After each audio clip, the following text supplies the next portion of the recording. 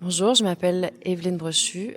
Dans la série Dans l'ombre, j'incarne Marilyn, Bonjour, je m'appelle Sofiane Kamès et je joue Texier dans la série Dans l'ombre. qui sera sur France 2 de très Très bientôt. bientôt. Et retrouvez-nous, retrouvez notre interview dans Luby en série.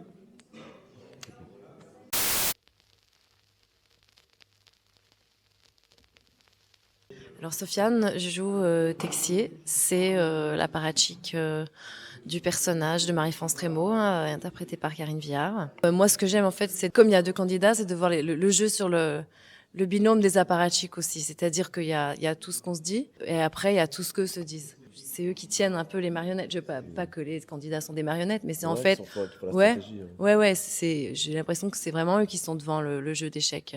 Je trouve ça hyper beau.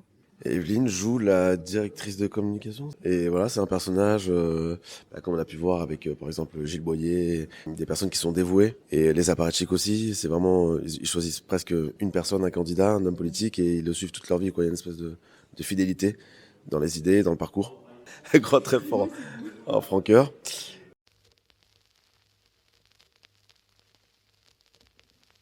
Et c'est vrai que la prise de parole, j'ai pu constater que c'est vraiment, ce sont des gens de pouvoir. Donc ce sont des gens qui prennent la parole et qui sont précis et la prennent au moment où il faut, quoi. Et moi, pour le rôle très formel, parce que j'avais pas beaucoup de références, mais voilà, dans la posture, les habits, le costume, ça m'a aidé.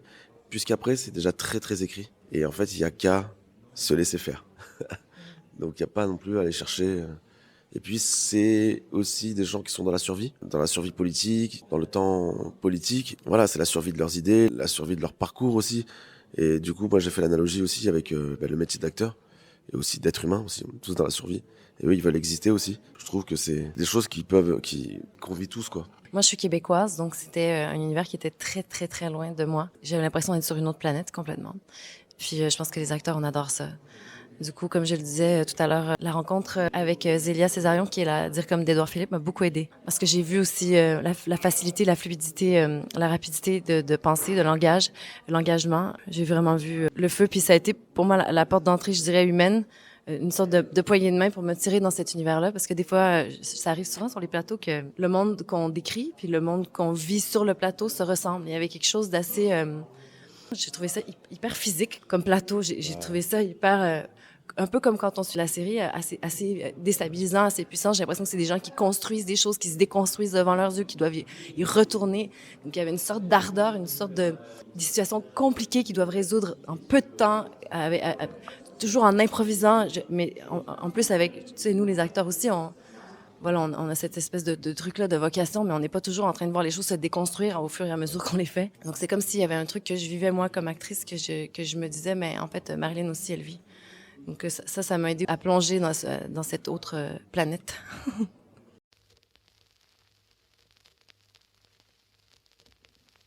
Ça nous a plus galvanisé dans la mesure où, en fait, on sait que les auteurs appartiennent à ce milieu et qu'au niveau de la crédibilité et de la vraisemblance, il n'y aura pas de problème. Donc il y avait une matière très noble.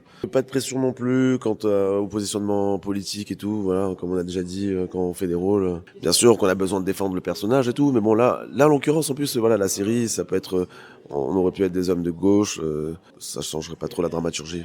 Au contraire, très excité, quoi. Je trouvais qu'il y avait, dans le roman, quand je l'ai lu, il y avait quelque chose de déjà un peu, les Américains disent page turner. Il y avait déjà ce qu'il fallait pour qu'on s'accroche à des personnages, à une série. Donc non, ouais, plutôt excitant. Puis après ça, à la lecture du scénario, on savait très bien déjà avec l'intelligence de Pierre, puis que la multitude des points de vue aussi, c'est ça qui fait. Il n'y a pas que ton personnage dans une série, hein, il y en a plein. Il y a celui de Léla, il y a le point de vue du réalisateur, du monteur, de la musique. Donc je savais qu'il y avait suffisamment de points de vue pour que peu importe où on se situe, on ait un vrai regard et non un pamphlet.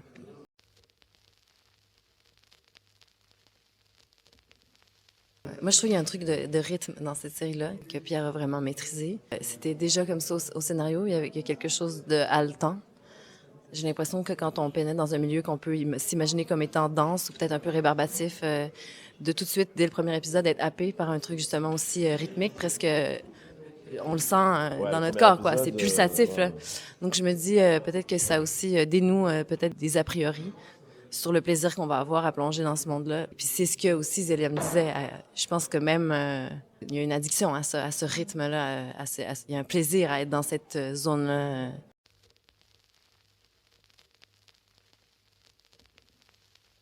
Moi, je l'ai lu. Je pense que le personnage de Marilyn est plus étoffé dans la série. J'ai l'impression que Pierre a eu un souci de l'enrichir en le mettant aussi au personnage de Maud qui finalement n'est pas du tout de la même allégeance. Puis c'est beau aussi de voir ce truc-là. Une espèce de grande rencontre peut exister quand on n'a pas exactement les mêmes valeurs. Je trouve que symboliquement, ça donne une petite lueur d'espoir sur la possibilité du dialogue. J'ai demandé à Pierre si c'était nécessaire de le lire. Et en fait, non, mais je voulais pas m'encombrer. Et j'avais déjà des exemples. On parlait de quelques références, mais après, avec le personnage de Karine et le mien, on apporte quand même beaucoup de fiction. Vous le verrez dans les autres épisodes et tout. Donc, on a rajouté un peu de cynisme, un peu, voilà, on était très gourmands de ça, quoi, de cynisme.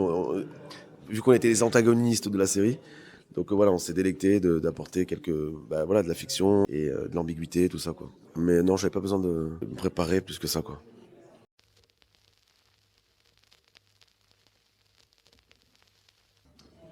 On espère surtout qu'ils prennent du plaisir. Une série sur le doute. Je trouvais ça assez beau. Ouais. Je sais pas si c'est ça qu'on retient de la série, mais quand des gens justement extrêmement soudés et extrêmement dévoués se mettent à douter, l'effet que ça a sur une réalité dans laquelle on a tout mis, parce que c'est des gens aussi de sacrifice, qui n'ont pas de vie familiale, qui n'ont pas leur soirée, qui n'ont pas leur week-end, qui donnent tout d'eux-mêmes, qui versent tout d'eux-mêmes dans une seule personne. Puis qu'est-ce qui se passe si on se met à douter de cette personne-là? Je trouve ça en tout cas fabuleux à voir se déployer.